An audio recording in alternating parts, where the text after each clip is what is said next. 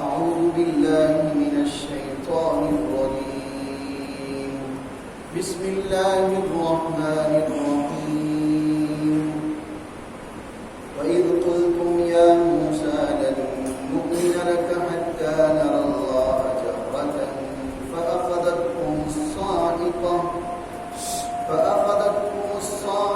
وأنتم تنظرون ثم بعثناكم من بعد موتكم لعلكم تشكرون. شروع کرتا ہوں اللہ کا نام لے کر جو بے حد مہربان اور نہایت رحم کرنے والا ہے. اور جب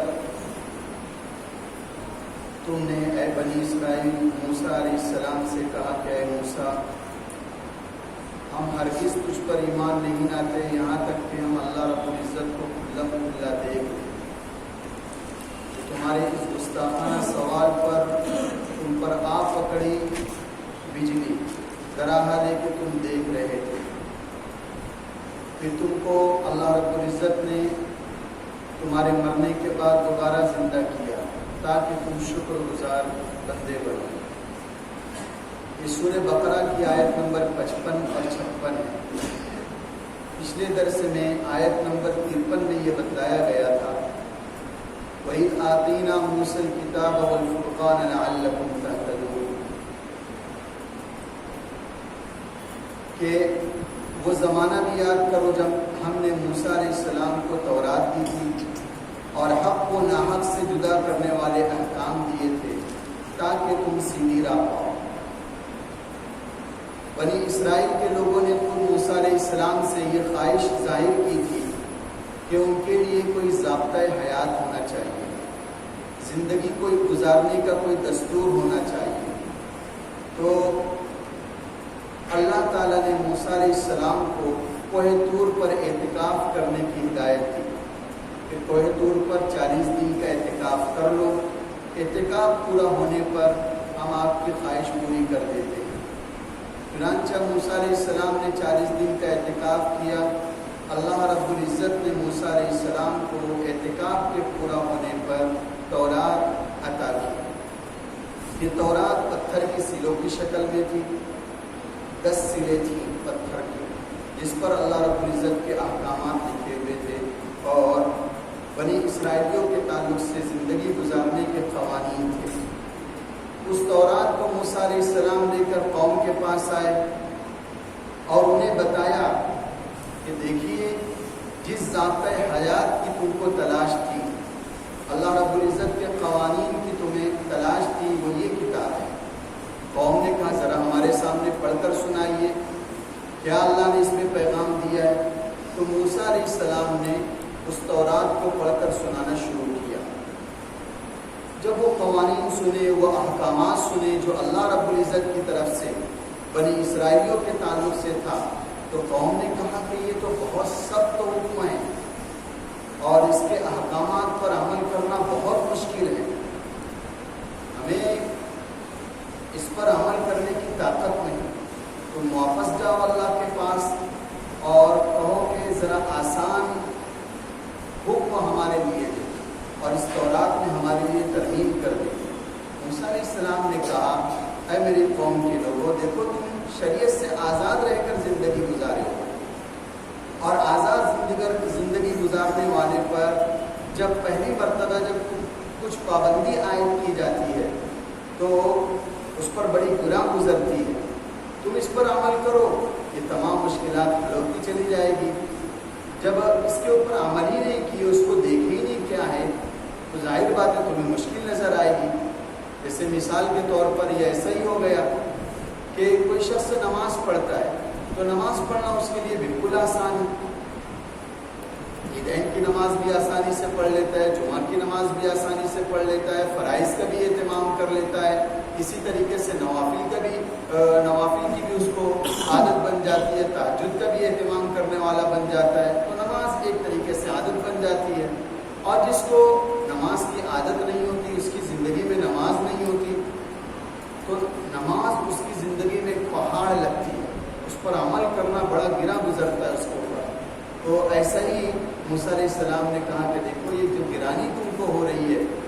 بنا پر ہو رہی ہے کہ یہ شریعت کے احکامات تمہارے لیے نئے ہیں، جب اس پر عمل کرنا شروع کر دو گے تو خود بخود تمہارے لیے آسانی پیدا ہو جائے گی۔ انہوں نے کہا کہ دیکھیے اللہ سے درخواست کرنے میں کوئی حرج نہیں، چاہیے ہمارے لیے درخواست کیجیے کہ اللہ رب العزت ہمارے لیے احکامات کو آسان بنا دے۔ یہ ایک بات کہی۔ دوسری بات انہوں نے کہی کہ ہمارے پاس اس کا کیا ثبوت ہے کہ یہ جو کتاب ہمارے سامنے آپ لائے ہو تورات کی شکل میں اللہ کے پاس سے، یہ کتاب واقعی اللہ تعالیٰ کی کتاب ہے اور اللہ نے آپ کو دی ہے، یا نعوذ باللہ آپ نے اس کو خود بنا کر لے کر آئے؟ اس آیت کریمہ میں اسی واقعے کی طرف اشارہ ہے کہ بنی اسرائیل کو خطاب کر کے کہا گیا ہے وَإِذْ قُلْتُمْ يَا مُوسَىٰ لَن نُّؤْمِنَ لَكَ حَتَّىٰ نَرَى اللَّهَ جَهْرَةً، اور وہ بھی وقت یاد کرنے کے قابل ہے کہ اے بنی اسرائیلیو تم نے کہا تھا موسیٰ سے لَن نُّؤْمِنَ لَكَ حَتَّىٰ نَرَى اللَّهَ جَهْرَةً، کہ ہم اس کتاب پر ہرگز ایمان نہیں لاتے، ہم آپ کی نبوت کو تسلیم نہیں کرتے کہ اللہ نے ہی آپ کو یہ کتاب دی ہے۔ کب تسلیم کریں گے، کب مانیں گے اس تورات کو؟ حتی نر اللہ جہرتن، یہاں تک کہ کلم کھلا آمنے سامنے ہم اللہ تعالیٰ کو نہ دیکھیں تب تسلیم کریں گے۔ اسی واقعے کی طرف اشارہ ہے۔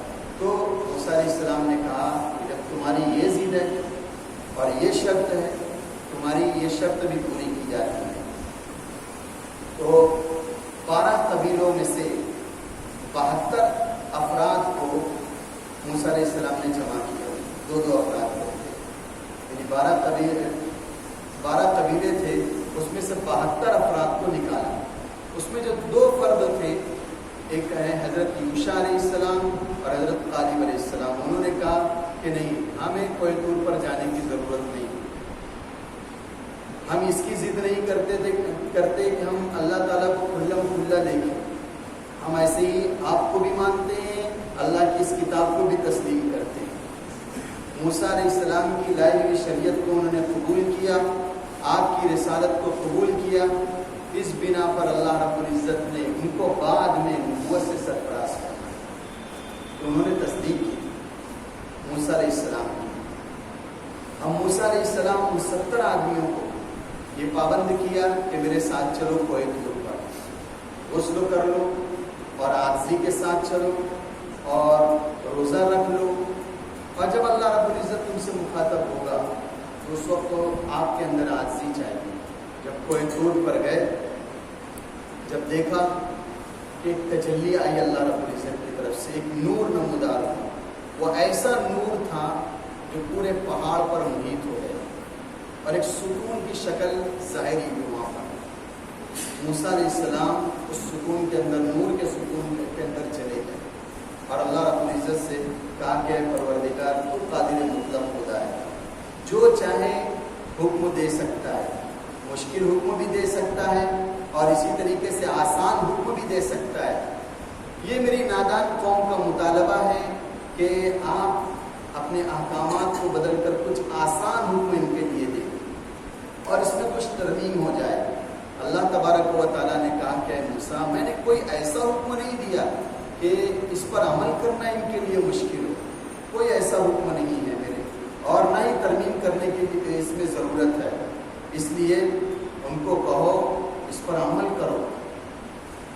بتقاضۂ بشریت، یعنی انسان ہونے کے ناطے اگر اس میں سے کچھ خطا ہو جائے، کچھ چوک ہو جائے تو میں تمہیں معاف کر دوں گا۔ یہ سن رہے تھے اور اللہ رب العزت نے کہا دیکھو میں ہی ہوں معبود، اکیلا معبود، میں ہی قاہر ہوں، میں ہی جبار ہوں، میں ہی وہ ہوں جو بنی اسرائیلیوں کو مصر سے نکالا اور فرعون کی غلامی سے نجات دلائی، تاکہ انہیں یقین ہو جائے۔ بات سن رہے تھے، موسیٰ علیہ السلام باہر ہے اور گئے، دیکھا سن لیا اللہ رب العزت نے آپ لوگوں سے کیا کہا، اب آپس میں چیمیں گوئیاں کرنے لگے کہ اب ہمیں کیا پتا کہ یہ رب بول رہا ہے، کہ اندر سے کوئی فرشتہ بول رہا ہوگا یا جن بول رہا ہوگا یا کچھ اور بھی بات ہو سکتی ہے، ہم تو خود نہیں سنے، ہم آمنے سامنے رب کی آواز کو سننا چاہتے اور رب کو دیکھنا چاہتے ہیں۔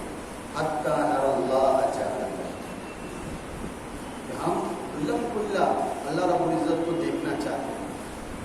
جیسے ہی یہ گستاخانہ سوال کیے فَأَخَذَتْهُمُ الصَّاعِقَةُ، تو اللہ رب العزت کی طرف سے ایک بجلی آئی صاعقہ، اور ان کو آپ یہ بجلی کیا تھی؟ یا تو یہ تجلیات ربانی تھی جس کی تاب نہ لا کر وہ لوگ مر گئے، یا یہ کہ یہ جہنم کا ایک عذاب تھا جس کو وہ برداشت نہیں کر سکے اور وہ مر گئے۔ فَأَخَذَتْهُمُ الصَّاعِقَةُ، ان کو آپ پکڑی اور وہ تمام کے تمام پھیر ہو گئے، رات کٹے ہو گئے۔ وَأَنْتُمْ تَنظُرُونَ، تم دیکھ رہے ہیں۔ یہ اللہ رب العزت نے ان کو موت دے دی۔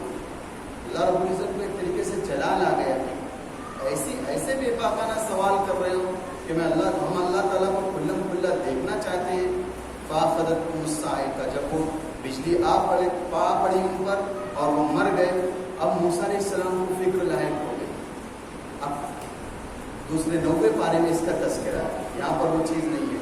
أَتُهْلِكُنَا بِمَا فَعَلَ السُّفَهَاءُ مِنَّا، کہ اے اللہ میں انہیں لایا تھا اپنی تائید کے لیے کہ یہ دیکھیں گے، آپ کی بات سنیں گے اور سن کر اپنی قوم کے لوگوں کو جا کر کہیں گے آپ کا غضب نازل ہو گیا اور یہ لوگ مر گئے، تو ظاہر بات ہے میں اکیلا جب قوم میں جاؤں گا تو قوم کے لوگ کہیں گے کہ دیکھو کیا کر کے آئے، اور تمام 70 آدمیوں کو بھی مروا دیا اور اکیلے چلے آئے ہم، تو میں کیا جواب دوں گا؟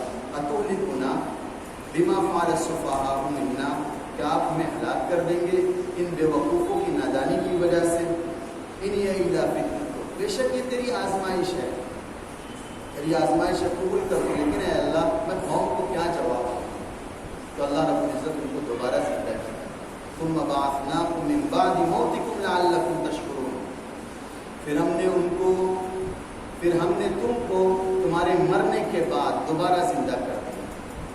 چنانچہ تفسیری روایتوں میں آتا ہے کہ روح داخل ہوئی سر کے حصے سے داخل ہوئی اور آنکھ کا حصہ بیدار ہوا، اس میں روح آئی، زندگی آئی۔ اب آنکھ دیکھ رہی ہے کہ ہمارے جسم کا جو حصہ ہے پورا راکھ کا ڈھیر ہو چکا ہے، اور رفتہ رفتہ یہ روح آگے بڑھ رہی ہے اور زندگی اس میں پیدا ہو رہی ہے۔ وہ دیکھ رہے تھے وَأَنْتُمْ تَنظُرُونَ ثُمَّ بَعَثْنَاكُم مِّن بَعْدِ مَوْتِكُمْ لَعَلَّكُمْ تَشْكُرُونَ، تمہارے اس طرح سوال کرنے پر چاہتے تو اللہ رب العزت بری سزا دے سکتے تھے، تبھی بری سزا دے سکتے تھے کب؟ جب کہ تم نے ہمارے نبی کے سامنے کہا تھا ہم اس کو تسلیم نہیں کرتے۔ کیا معلوم یہ اللہ کی کتاب ہے کہ تم بنا کر لائے، کیونکہ تم نبی کی تکذیب کر رہے ہو، اور نبی کی تکذیب کرنا یہ سری کفر ہے۔ ہمارا عذاب اس وقت بھی آ سکتا تھا لیکن ہم نے درگزر کیا ہے۔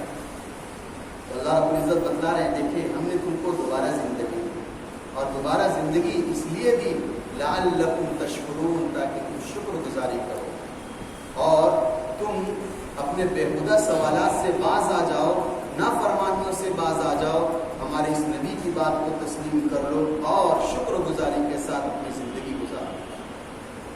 قرآن مجید کے اندر ایک اسی طریقے کا واقعہ بھی آتا ہے حضرت عزیر علیہ السلام کا، جب حضرت عزیر علیہ السلام 100 سال کے بعد اٹھے نیند سے، تو اللہ رب العزت نے فرمایا عزیر کم لبثت،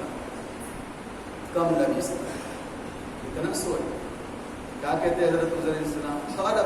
قال لبثت یوما او بعض یوم، پروردگار ایک دن یا ایک دن کا کچھ حصہ اتنا سویا، جبکہ کتنا سوئے تھے؟ 100 سال۔ تو اللہ تعالیٰ کہتے ہیں قال بل لبثت 100 عام، آپ تو 100 سال تک سوتے رہے، اور اس 100 سال کے سونے میں آپ کے کھانے کی اور آپ کے جو سواری کا جو گدھا تھا اس کی حالت کیا ہو گئی؟ دیکھو فانظر الی طعامک و شرابک، ذرا دیکھو اپنے کھانے کی طرف اور اپنے پینے کے سامان کی طرف لم یتسنہ، 100 سال گزرنے کے بعد بھی اس پر سڑن نہیں ہے۔ یہ ہماری قدرت ہے، تمہارا کھانا جیسا تم لائے تھے ویسا تمہارے سامنے رکھا ہوا ہے۔ وانظر الی حمارک، اور تم اپنے گدھے کی طرف دیکھو جس پر سوار ہو کر آئے تھے۔ وَلِنَجْعَلَكَ آیَةً لِلنَّاسِ وَانظُرْ إِلَى الْعِظَامِ، ذرا دیکھیے اس کی ہڈیاں کیسے فنا ہو چکی ہے۔ كَيْفَ نُنشِرُهَا ثُمَّ نَكْسُوهَا لَحْمًا، ان فنا ہوئی ہڈیوں کو، ان منتشر ہڈیوں کو ہم کیسے جمع کرتے ہیں، دیکھیے ذرا ہماری خود कई फनुनशिद हुआ, जमा ही नहीं करेंगे, ढांचा बनाकर उस पर गोश्त भी चढ़ा देंगे।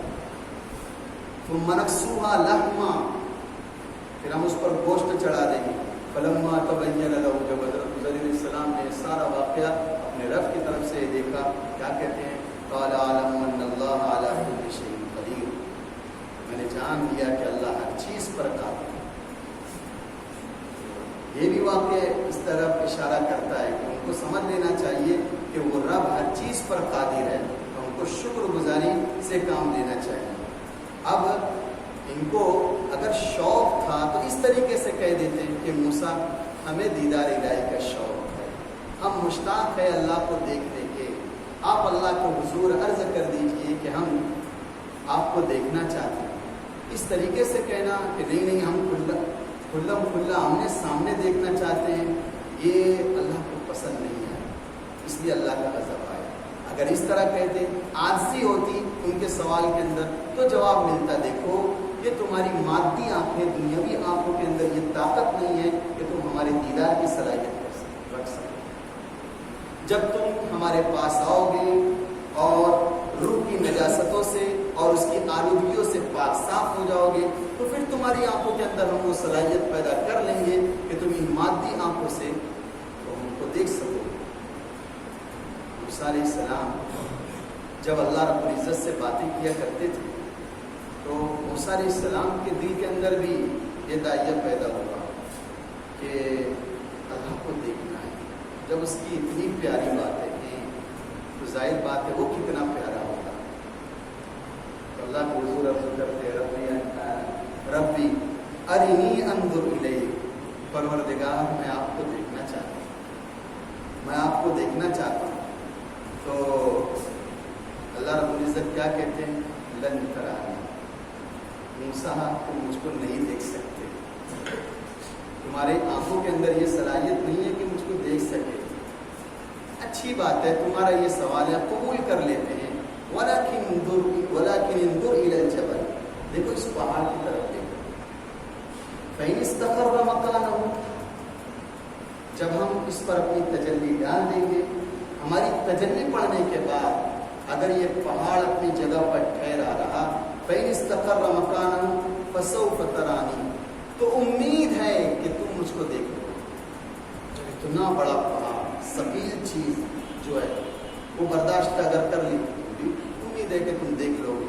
तो अल्लाह रब्बुल इज़्ज़त ने तजल्ली डाली, फलम्मा तजल्ला रब्बुहु लिल-जबल जअलहु दक्का, जब अल्लाह रब्बुल इज़्ज़त ने अपनी तजल्ली और अपने अनवारात उस पहाड़ पर डाले, तो क्या हुआ, वो पहाड़ क्या हुआ, वो पहाड़ रेज़ा रेज़ा हो गया, जिसका कुरान बतलाता है, नक्शा बतलाते हैं कि जअलहु दक्का, पहाड़ बिल्कुल रेज़ा रेज़ा हो गया। मूसा अलैहिस्सलाम ने ये देखा, खर्रा मूसा साजिदा, मूसा अलैहिस्सलाम भी बेहोश होकर गिर पड़े।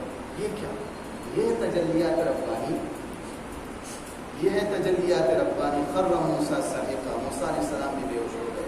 फलम्मा आफा, जब बेहोशी की हालत से बाहर आए तो क्या कहने लगे, सुब्हानक इन्नी तुब्तु इलैक, परवरदिगार मैं तौबा करता हूँ, पाक है आपके साथ, यकीनन मेरी आंखों के अंदर ये सलाहियत नहीं कि मैं आपको देख सकूँ। तो इस वाक़े से पता क्या चलता है कि अल्लाह के हुजूर में गुस्ताखी और उस पाक ज़ात से बेबाकाना सवाल ये बड़ा गुनाह है और अल्लाह की तरफ से सज़ा मिलती है। इसीलिए रब के अहकामात पर कभी लबकुशाई नहीं करना चाहिए। ये नहीं करना चाहिए कि जिसको बोलते हैं जान पे आ रहा है, वो नहीं करना चाहिए। हो सकता है अल्लाह रब्बुल इज़्ज़त नाराज़ हो जाए, हमारी इस अदा पर नाराज़ हो जाए, नहीं तो और हमें चाहिए कि अपने आप को हलाकत से बचाए। अल्लाह का जो हुक्म है, परवरदिगार का जो हुक्म है, कुरानी अहकामात की शक्ल में या आप सल्लल्लाहु अलैहि वसल्लम की शरीयत की शक्ल में या आप सल्लल्लाहु अलैहि वसल्लम की सुन्नत की शक्ल में या आप सल्लल्लाहु अलैहि वसल्लम के बतलाए हुए तरीक़ों की शक्ल में हमें अपनी ज़िंदगी में बिला चीम चीरा कबूल करना है और सरे तस्लीम कम करना है, आमन्ना व सद्दक़ना करना है। और अल्लाह ताला को यही पसंद है, यही अदा पसंद है कि जो हमारा हुक्म है उसको बिला चीरा कबूल कर लो। دیکھو بنی اسرائیل ایسے سوالات کیا کرتے تو ان پر ایسی تنگیاں آئیں. یہ پے در پہ واقعات آئیں گے, آپ پڑھیں گے دیکھیں گے کہ کیا ہوگا, کہ اللہ رب العزت نے کیسے کیسے عذاب بھیجے اور کیسے کیسے انعامات بھی ہوئے. تو اللہ رب العزت کو کوئی دیکھ نہیں سکتا اس دنیا میں, اللہ رب العزت کو کوئی نہیں دیکھ سکتا. ان کو پہلے ہی سمجھ لینا چاہیے اتنی بڑی کائنات بنانے والا وہ پروردگار کتنا بڑا ہوگا. ظاہر بات ہے ہم اس کو دیکھ نہیں سکتے, جب نبی دیکھ نہیں سکتا تو ہم کیوں سوال کریں اس کا. کسی کو اللہ تعالیٰ کا دیدار نہیں ہو سکتا ہے کھلی آنکھوں سے اس دنیا میں. کوئی وہ کہے گا وہ دین سے پھرا ہوا ہے, دین سے پھرا ہوا ہے. ہاں خواب میں ہو سکتا ہے, خواب میں ہو سکتا ہے, وہ بھی خواب میں اللہ رب العزت کی شکل و صورت کے ساتھ نہیں, بلکہ محدثین نے لکھا ہے تصوراتی طور پر, ایک علامتی طور پر, ایک علمی انکشاف ہوگا, بس وہ اللہ تعالیٰ کا دیدار ہوگا. اسی لیے امام ابو حنیفہ کہتے ہیں میں نے 100 سے زائد مرتبہ اللہ تعالیٰ کا دیدار. امام احمد ابن حنبل کہتے ہیں میں نے خواب میں اللہ تعالیٰ کو دیکھا اور اللہ تعالیٰ سے سوال کیا کہ اللہ آپ کو بندوں کے کون سے اعمال سب سے زیادہ پسند ہے, کون سا اعمال آپ کو زیادہ پسند ہے بتلائیے. تو اللہ رب العزت نے کہا قرآن کی تلاوت. امام احمد ابن حنبل نے کہا کہ اے اللہ سمجھ کر یا بلا سمجھے بھی. تو اللہ تبارک و تعالیٰ نے کہا کہ دونوں طریقے سے مجھے پسند ہے. اتنی آسانی پیدا کر دی ہمارے لیے, دونوں طریقے سے مجھے پسند ہے. بہرحال اس دنیا میں کوئی نہیں دیکھ سکتا, لیکن مرنے کے بعد انشاءاللہ ثم انشاءاللہ تمام مومنین و مومنات کو اللہ تعالیٰ کا دیدار ہوگا.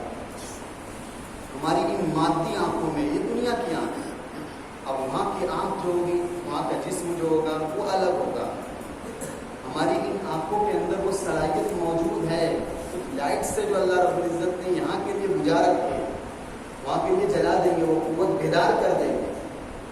ہماری انہی آنکھوں کی بصارت میں اللہ رب العزت ایسی بصیرت پیدا کر دیں گے کہ ہم اللہ رب العزت کو بغیر جسم کے بلا جہت کے دیکھ لیں گے. صحابہ کرام نے اللہ رب العزت سے سوال, آپ صلی اللہ علیہ وسلم سے سوال کیا کہ اے اللہ کے رسول کیا ہم کل بروز قیامت دیدار الہی سے مشرف ہو سکیں گے؟ تو آپ صلی اللہ علیہ وسلم نے کہا تم سورج کو کیسے دیکھو گے, کیا تمہارے دیکھنے میں تکلیف ہوتی ہے؟ نہیں ہوتی. چاند کو کیسے دیکھتے ہیں, دیکھنے میں تکلیف ہوتی ہے؟ نہیں ہوتی. تو اسی طریقے سے کل قیامت کے دن ہم اپنے پروردگار کو دیکھیں. قرآن بتلاتا ہے وجوہ یومئذ ناظرہ الی ربہا ناظرہ. اس دن چند چہرے جو ہوں گے وہ ناظرہ تر و تازہ ہو گئے, اور کیسے ہو گئے؟ وہ اپنے پروردگار کو دیکھ رہے ہو. واہ کیا عالم. ہر تمنا دل سے رخصت ہو گئی, ہر تمنا دل سے رخصت ہو گئی, اب تو آجا, اب تو خلوت ہو گئی. وجوہ یومئذ ناظرہ الی ربہا ناظرہ. چند چہرے ایسے ہوں گے جو اپنے پروردگار کو دیکھ رہے ہوں گے. اور یہ جو نماز ہے نا, یہ ایک جامع عبادت ہے. اس پر اللہ رب العزت کیا ثمرہ مرتب فرماتا ہے, کیا ثمرہ مرتب فرماتا ہے؟ یہ ثمرہ مرتب فرماتا ہے کہ یہ نماز ہمارے اندر قوت پیدا کرتی ہے, استعداد پیدا کرتی ہے دیدار خدا بندی کی. ہم سمجھتے ہیں نماز پڑھ رہے ہیں, اٹھ بیٹھک کر رہے ہیں, لیکن نہیں, یہ قوت پیدا کروا رہی ہے ہمارے اندر. کل کے روز ہمارے سامنے اللہ تبارک و تعالیٰ کو دیکھ سکیں گے, اور اس کی یہ مشق ہے نماز. حدیث میں آتا ہے جب بندہ ہاتھ باندھ کر پروردگار کے سامنے کھڑا ہوتا ہے تو بظاہر اس کی نگاہ زمین پر ہوتی ہے, مصلے پر ہوتی ہے, چٹائی پر ہوتی ہے, لیکن اس کا جو چہرہ جو ہے اللہ کے بالکل سامنے ہوتا ہے. اسی لیے تو قرآن میں کہا ہے, حدیث میں کہا ہے کہ تم ایسی عبادت کرو کہ تم اللہ کو دیکھ رہے ہو. فَإِن لَمْ تَكُنْ تَرَاهُ فَإِنَّهُ يَرَاكَ. اگر تمہارے اندر یہ صفت پیدا نہیں ہو رہی ہے کہ میں اس کو دیکھ رہا ہوں, تو یہ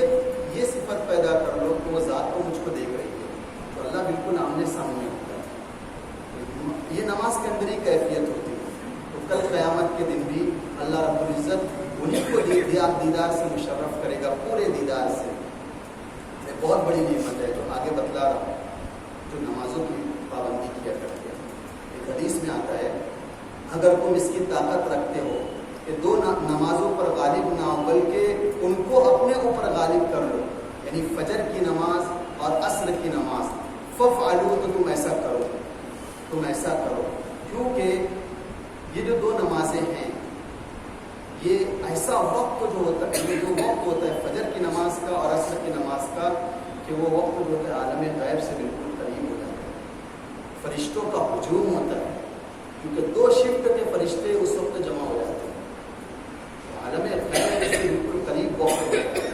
और जो शख्स दोनों नमाजों की पाबंदी कर लिया तो दीदार इलाही से उम्मीद है मुशर्रफ होगा, दीदार इलाही उसको होगा।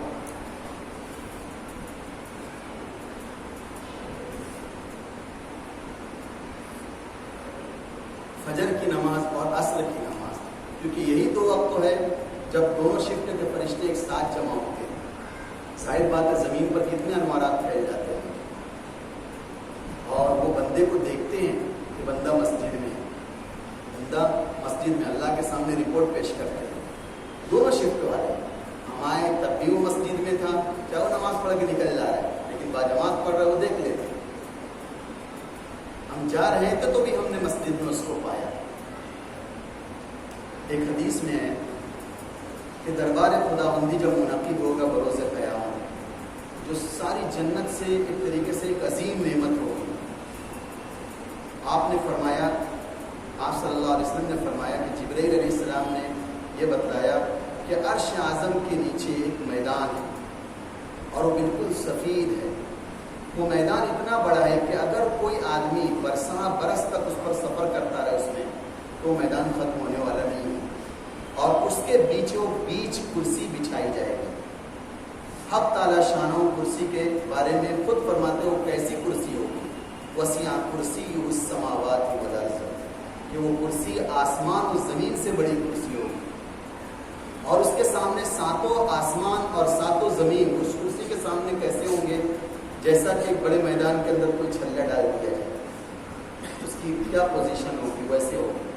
और उस कुर्सी के इर्द गिर्द अंबिया अलैहिस्सलातु वस्सलाम के मिंबर होंगे, और वो मिंबर कैसे होंगे, नूर के होंगे।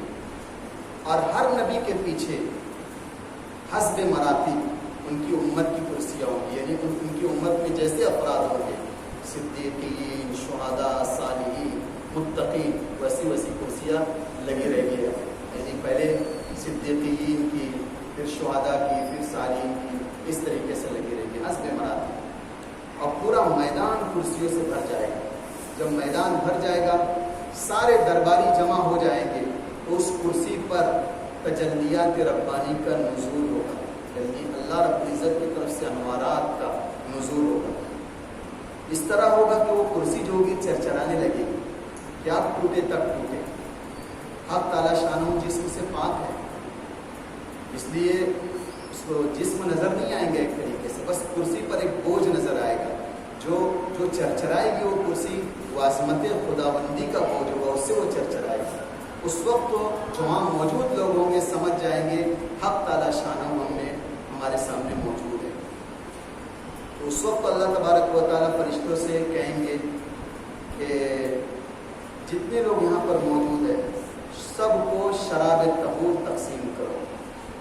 अल्लाह ताला कुरान में फरमाता है, वसक़ाहुम रब्बुहुम शराबन तहूरा, एक दौर चलेगा जाम का, और वो जाम कैसा होगा, जाम तहूर, शराब तहूर पिलाई जाएगी। वहाँ की शराब दुनिया की शराब की तरह नहीं है कि अकल के अंदर फतूर आ जाएगा, बल्कि जब वो शराब पिएंगे, जैसे ही वो जाम लेंगे मुंह के अंदर, तो मारिफत खुदाबंदी और बढ़ जाएगी और बंदों के अंदर और कमालात का इजाफा हो जाएगा और पीने वाले एक आला मकाम पर फाइज हो जाएंगे। उस वक्त अल्लाह तबारक व तआला हज़रत दाऊद से कहेंगे, दाऊद दुनिया में जिस तरीके से मेरी हमद सना किया करते थे, मेरी तारीफ बयान किया करते थे, लहने दाऊदी मशहूर है, ज़रा उस लहजे में तिलावत करें, उस ज़बूर की तिलावत करें, इस अंदाज में तिलावत करेंगे, तमाम लोगों पर एक कैफियत तारी हो जाएगी। और ये कैफियत तारी होगी तो फिर लोगों में और मारिफत का इजाफा होगा अल्लाह तबारक व तआला की। اس کے بعد اور لوگوں کو اعلیٰ روحانیت کا مقام حاصل ہوگا اور معرفت بڑھ جائے گی. پھر اس وقت اللہ تبارک و تعالیٰ کہے گا سلونی، مانگو مجھ سے. پھر اللہ رب العزت کہے گا سلونی، مانگو مجھ سے کیا مانگتے ہو. لوگ خاموش رہیں گے، مانگے تو کیا مانگے، اب تو کوئی نعمت ہی باقی نہیں رہی، سب کچھ مل چکی ہے، اب مانگے تو کیا مانگے. سب ایک دوسرے کے طرف دیکھنے لگیں گے تو کسی کی سمجھ میں نہیں آئے گا. بس یہ آئے گا کہ علماء کی طرف رجوع ہونا چاہیے. دیکھو وہاں بھی علماء کی ضرورت پڑے گی، تو علماء کی طرف رجوع ہو. یہ اللہ رب العزت جو کہہ رہے سلونی، مجھ سے مانگو، کیا مانگتے ہو. تمام نعمتیں تو اللہ تعالیٰ نے ہم کو دے دی. اب اللہ تعالیٰ کا دوبارہ یہ سوال ہو رہا ہے مانگو مجھ سے، تو کیا مانگے، کس چیز کا سوال کرے اللہ رب العزت سے. تو علماء سب آپس میں جمع ہو کر مشورہ کریں گے کہ کون سی نعمت مانگنی چاہیے. تو تمام علماء کہیں گے کہ اللہ رب العزت سے کہو کہ اپنا دیدار کریں، اپنا دیدار کریں. سب لوگ کہیں گے کہ اللہ آپ نے تمام نعمتیں دے دی ہم کو، بس ایک نعمت ابھی ہمیں نہیں ملی ہے، وہ آپ کا دیدار ہے. آپ دیدار کرا دیجیے. دنیا میں جن لوگوں نے عبادتیں کی ہے تو اس وقت تو یہ ہوگا کہ عبد اور معبود سامنے سامنے رہے. عبد بھی، بندہ بھی اور معبود جس کی عبادت کر رہے ہیں وہ آمنے سامنے رہے. بہرحال اس وقت تو دیدار خداوندی ہوگا. تو اب تعالیٰ شانوں کی طرف سے ایک اعلان ہوگا دیدار سے پہلے ہر چیز اپنی جگہ پر ٹھہری رہے، ہر چیز اپنی جگہ پر ٹھہری رہے.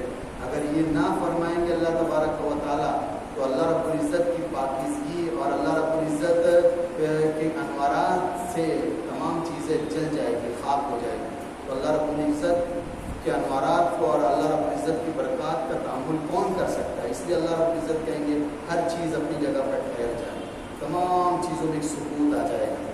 پھر اس کے بعد کیا ہوگے، حجابات اٹھنا شروع ہوں گے. جو پردے حائل ہوں گے بیچ میں وہ تمام پردے اٹھنا شروع ہوں گے. کیسا سما ہوگا اس وقت.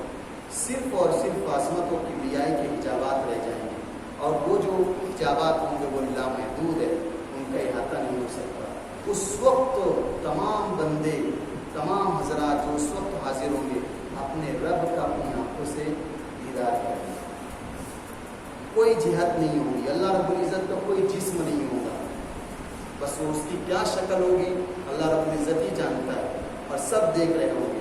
پھر اس وقت تمام دیدار خداوندی سے مشرف ہو جائیں گے.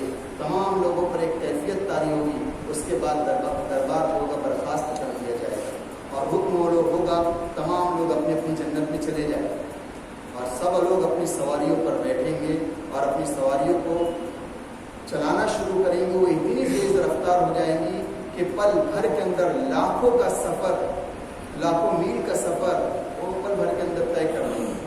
جب جیسے ہی جنت کے اندر پہنچیں گے یہ جنتی، ان کی ازواج اور پورے دیکھ کر وہ کہیں یہ کہاں سے آ رہی ہے، یہ کیسا حسن و جمال ہے تمہارے چہرے کا. دیدار خداوندی کی وجہ سے ان کے چہرہ چمکنے لگے. حضرت موسیٰ علیہ السلام بھی جب اللہ رب العزت سے گفتگو کرتے تھے اور جب باہر آتے تھے تو آپ کے چہرے پر ایسا نور رہتا تھا کہ کوئی دیکھنے کی تاب نہیں رکھ سکتا. اس وقت ان جنتیوں کے چہرے پر بھی ایسا نور ہوگا. جب وہ کہیں گے انہیں دیکھیں گے یہ کیسا نور ہے، کیسا حسن جمال ہے، ہم نے اس سے پہلے کبھی نہیں دیکھا. تو وہ کہیں گے کہ ہم اب تعالیٰ شام کی زیارت کر کے آ رہے ہیں.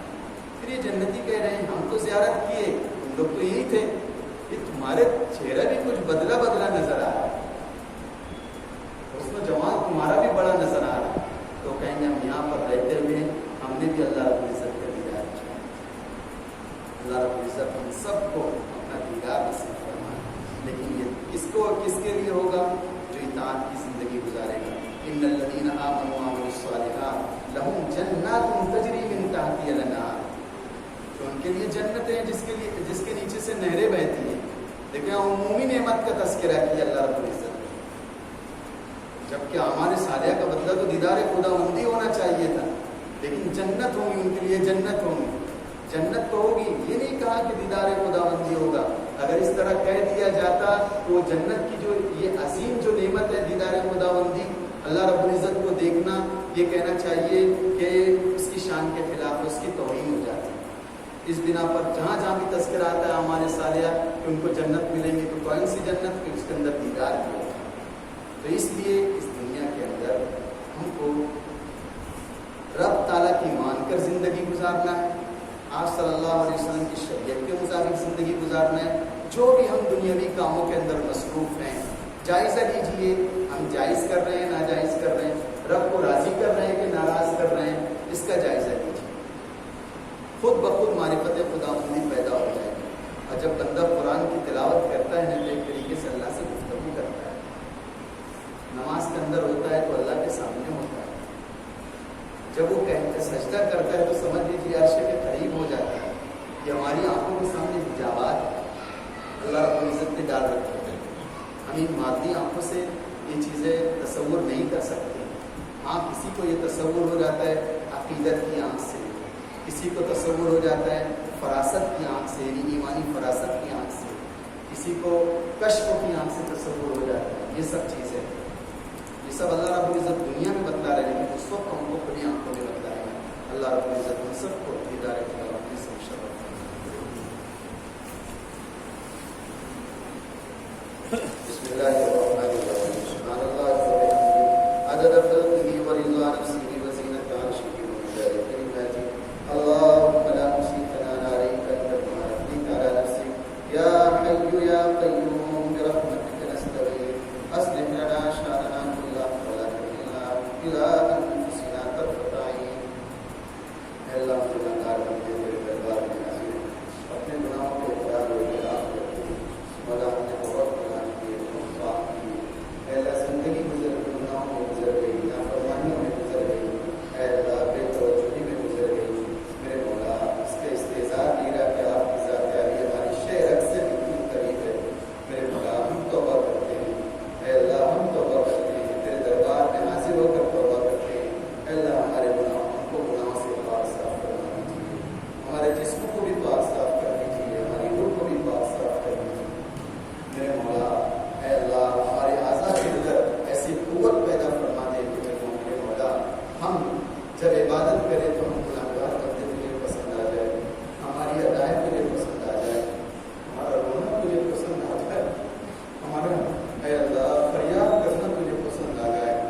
اے اللہ ہمیں معاف کر دے، ہمارے بچوں کو معاف کر دے، ہماری بچیوں کو معاف کر دے، امت کے نوجوانوں کو معاف کر دے۔ اے اللہ وہ بندے اے اللہ جو تجھ کو پہچانے نہیں، تیری نبی کی شریعت کو جانے نہیں، تجھ کو بھول کر زندگی گزار رہے ہیں، اللہ میں یہاں بیٹھ کر ان کے لیے معافی طلب کرتے ہیں۔ ایسا نہ ہو کہ بروز قیامت تیرے حبیب کو تکلیف پہنچے، اے اللہ ہم ان کے لیے معافی مانگتے ہیں، تو انہیں بھی معاف فرما دے، امت مسلمہ کی مغفرت فرما دے۔ اے اللہ امت مسلمہ بڑے حالات میں گرفتار ہے، ہر قسم کی مصیبتیں ان پر اے اللہ آزمائی جا رہی ہے۔ میرے مولا ایسے حالات میں تو ہماری مستقبل فرما دے۔ اے اللہ اپنی عنایات فرما دیجیے، اے اللہ اپنی نعمتوں سے اے اللہ ہمیں سرفراز کر دیجیے، اے اللہ ہمارا مال کر دیجیے، اے اللہ قرآن پاک پڑھنے کی حلاوت اور لذت نصیب فرما دیجیے، اے اللہ نماز کی حضوری نصیب فرما دے، سجدے کا سرور نصیب فرما دے۔ اے اللہ تیرے حبیب کی سنتوں پر عمل کر کر اے اللہ اس کا نور ہمارے دلوں کے اندر اے اللہ پیدا فرما دے، ایمان کا کمال نصیب فرما دے۔ اے اللہ ہماری آنکھوں کی بصارت کے ساتھ بصیرت بھی پیدا فرما دے، ہمارے قلوب کے اندر تیرا خوف تیری خشیت پیدا فرما دے، یہاں بیٹھنے کو قبول فرما لے۔ اے اللہ یہ بندے اور بندیاں صرف اس نیت سے آئے ہیں تیرے پاک کلام کی تلاوت ہوگی، اے اللہ حدیث پاک کے مطابق تشریحات ہوگی، اے اللہ جو اسرار و معانی آپ نے چھپا رکھے ہیں وہ اے اللہ ہمارے دلوں پر کھول دیجیے، ہماری زندگی پر کھول دیجیے، ہماری نسلوں کو اے اللہ ہدایت تامہ کاملہ نصیب